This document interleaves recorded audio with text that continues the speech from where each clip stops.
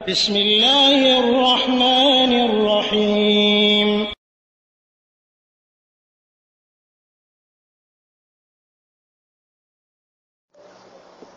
আসসালামু আলাইকুম ওয়া রাহমাতুল্লাহি ওয়া বারাকাতুহু।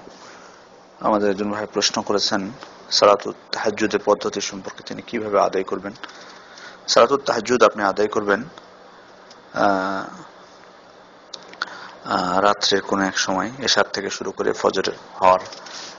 ফজর উদিত হওয়ার আগ পর্যন্ত যে কোনো সময় আপনি আদায় করতে পারেন। এটি আপনার জন্য বৈধ আছে।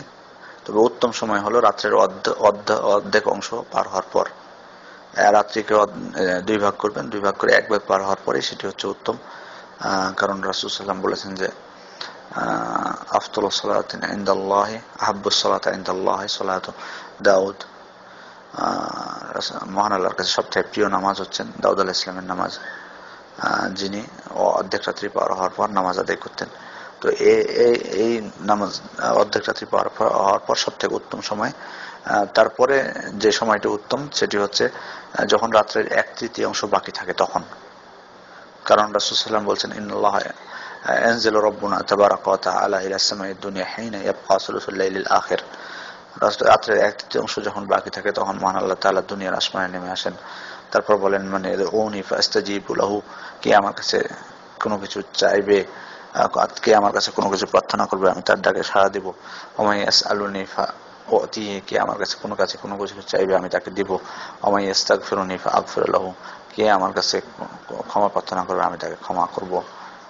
সুতরাং এই সময়টা হচ্ছে উত্তম সময়।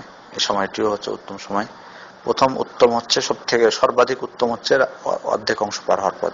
দ্বিতীয় সর্বোত্তম হচ্ছে 1/3 যখন বাকি থাকবে।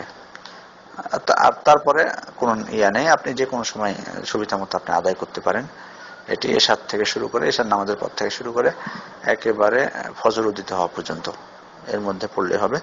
আর এটি হলো সময়। আর রাকাত সংখ্যা হলো রাসূল সাল্লাল্লাহু আলাইহি ওয়াসাল্লাম 11 রাকাত পড়তেন। আয়েশা রাদিয়াল্লাহু আনহা থেকে বর্ণিত, তিনি বলছেন মা কানা ইয়াজিদু ফি রমাদান ওয়ালা গায়রুহু আলা 11 রাকাত। রাসূল সাল্লাল্লাহু আলাইহি রমজান এবং রমজান ছাড়া অন্য 11 রাকাতের বেশি রাত্রে সালাত আদায় করতেন না। এটি বুখারী শরীফের 1909 নম্বর হাদিস, মুসলিমের 738 নম্বর হাদিস। অন্য হাদিসে 13 রাকাতের কথা এসেছে। সুতরাং আপনি 11 রাকাত যদি আদায় করেন এটি হচ্ছে সব থেকে উত্তম। আর আপনি আদায় করবেন দুই রাকাত করে আদায় করবেন। দুই রাকাত করে আপনি আদায় করবেন। দুই রাকাত করে যখন 8 রাকাত হয়ে যাবে আপনার, তারপর তখন 3 রাকাত বেতর পড়বেন। 3 রাকাত বেতর আপনি ইচ্ছা করলে 2 রাকাত পড়ার পর সালাম ফিরিয়ে দিতে পারেন, দিয়ে আবার 1 রাকাত পড়তে পারেন, অথবা এক চেটিয়া 3 রাকাত পড়তে পারেন। আর আরেকটি বিষয় বলবো, সেটি হচ্ছে যে